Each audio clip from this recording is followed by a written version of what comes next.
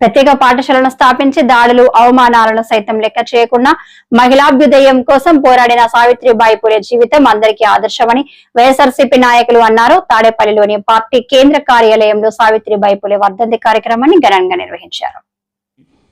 సమాజంలో మార్పులకి ఆనాడే కేంద్ర బిందువుగా మారినటువంటి పరిస్థితి మనందరికీ కూడా తెలిసినటువంటిది.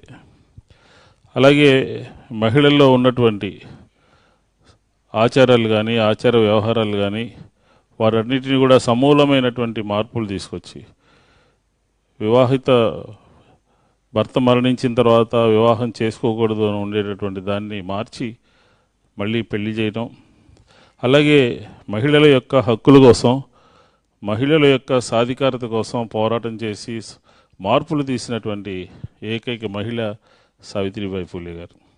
అలాంటిది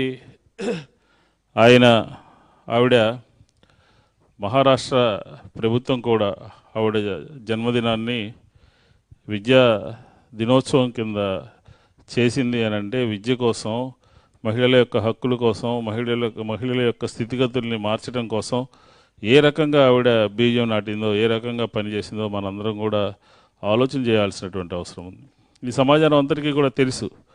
అదే ఆవిడ యొక్క ఆలోచన విధానాన్ని, ఆవిడ యొక్క సిద్ధాంతాన్ని వైఎస్ జగన్మోహన్ రెడ్డి గారి ప్రభుత్వం కూడా తూచా తప్పకుండా అమలు చేసి ముందుకు తీసుకెళ్ళినటువంటి పరిస్థితి తెలుసు. మహిళల యొక్క సాధికారత కోసం వైఎస్ జగన్మోహన్ రెడ్డి గారి ప్రభుత్వం ఆవిడని ఆదర్శంగా తీసుకుని దాదాపుగా 2,75,000 కోట్ల రూపాయలు డీబీటీ ద్వారా ఆ మహిళల యొక్క అకౌంట్లో నిధులు జమ చేసినటువంటి పరిస్థితి.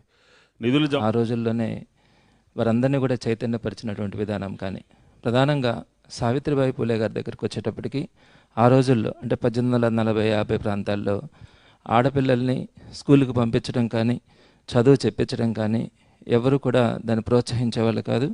ఎవరికైనా అలాంటి ఆలోచనలు ఉన్నా కూడా దాన్ని ఆపేవారు. ఎక్కడ కూడా స్కూల్కి వెళ్ళే పరిస్థితులు కూడా ఉండేటివి కాదు. అలాంటి పరిస్థితుల్లో సావిత్రిబాయి పూలే గారు ఏకంగా స్కూల్ని ప్రారంభించారు. కేవలం ఆడపిల్లలకు మాత్రమే మొట్టమొదటి స్కూల్ని ప్రారంభించినటువంటి ఘనత సావిత్రిబాయి పూలే గారిది.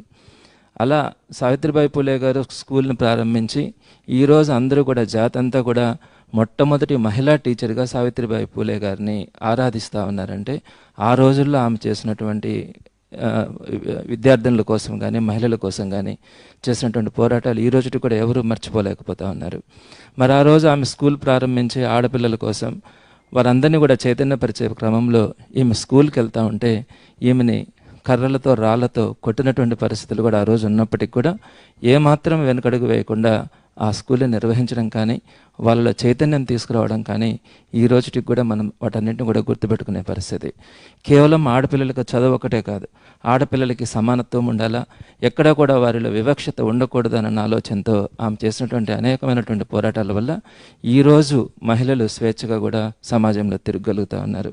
ఇందాక పెద్దలు చెప్పినట్టుగా ఆ రోజు ఆమె వారి భర్తతో కలిసి చేసినటువంటి పోరాటాల ఫలితంగా ఈరోజు మనం ఆ ఫలితాలను అనుభవిస్తున్నామంటే వైఎస్ఆర్సీపీ జగన్మోహన్ రెడ్డి గారు తీసుకున్నటువంటి అనేక నిర్ణయాలు కూడా అందులో భాగమేనని చెప్పవచ్చు. ప్రధానంగా గవర్నమెంట్ ఎడ్యుకేషన్ సిస్టమ్కి కానీ అలానే ఆడపిల్లలకు సంబంధించి అనేకమైనటువంటి రీఫార్మ్స్ చేయడం కానీ వాళ్ళకి కావాల్సినటువంటి ఫెసిలిటీస్ అన్నింటినీ కూడా స్కూల్లో ఎక్కువ ఫెసిలిటీస్ని మనం ప్రొవైడ్ చేసినప్పుడు ఎక్కువ ఉపయోగపడింది కూడా ఆడపిల్లలకి అనే విషయం కూడా మనం గుర్తుపెట్టుకోవాలి. అలానే మహిళలకు సంబంధించి కానీ ఆయన తీసుకొచ్చినటువంటి ప్రతి దాంట్లో కూడా మహిళలు ముందుండాలా, మహిళలకు సంబంధించినటువంటి కార్యక్రమాల్లో వారందరినీ కూడా ముందు పెట్టడం అనేది జగన్మోహన్ రెడ్డి గారు తీసుకున్నటువంటి ఒక మార్పు. మరి ఈరోజు మహిళలందరూ కూడా చైతన్యంగా ఉండగలుగుతూ ఉన్నారు. ఆ రోజు సావిత్రిబాయి పూలే గారు తీసుకున్నటువంటి నిర్ణయాలను జగన్మోహన్ రెడ్డి గారు కొనసాగించిన తర్వాత ఈరోజు మహిళలందరూ కూడా స్వేచ్ఛగా సంతోషంగా ఉండగలుగుతూ ఉన్నారని మరొకసారి తెలియజేసుకుంటూ సావిత్రిబాయి పూలే గారికి వర్ధంతి సందర్భంగా ఘన నివాళులు అర్పించే అవకాశం కల్పించినటువంటి పెద్దలందరికీ కూడా ధన్యవాదాలు తెలియజేస్తున్నాను. మాజీ మంత్రివర్యులు వెల్లంపల్లి శ్రీనివాస్ గారిని మాట్లాడాల్సిందిగా కూర్చున్నాం. అందరికీ నమస్కారం. ఈరోజు సావిత్రిబాయి పూలే గారి యొక్క వర్ధంతి సందర్భంగా వైఎస్ఆర్ కాంగ్రెస్ పార్టీ కేంద్ర కార్యాలయంలో పెద్దలు అప్పిరెడ్డి గారు, అదేవిధంగా మల్లాది విష్ణు గారు, ఎమ్మెల్యే విరూపాక్ష గారు, ఎమ్మెల్సీ గారు చంద్రశేఖర్ రెడ్డి గారు, అదేవిధంగా పెద్దలందరూ మనోహర్ రెడ్డి గారు కావచ్చు, శేషగిరి గారు కావచ్చు, పెద్దలందరూ కలిసి ఘనంగా ఈరోజు నివాళులు అర్పించడం జరిగింది.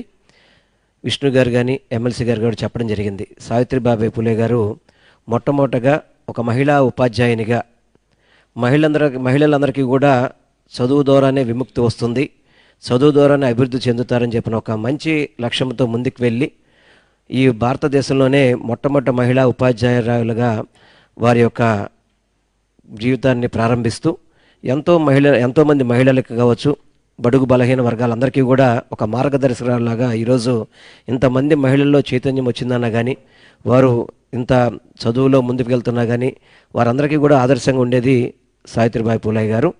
వారిని ఆదర్శంగా తీసుకొని 2019-24 వరకు జగన్మోహన్ రెడ్డి గారి నాయకత్వంలో కూడా చదువు ద్వారానే ప్రతి ఒక్కరికి కూడా అభివృద్ధి సాధ్యమవుతుందని చెప్పని ఆ రోజు జగన్మోహన్ రెడ్డి గారు చదువుకి పెద్దపీట వేస్తూ, అది ప్రభుత్వం ద్వారా అయితేనే అవుతుంది, ప్రైవేటు పాఠశాలలు అయితే కనుక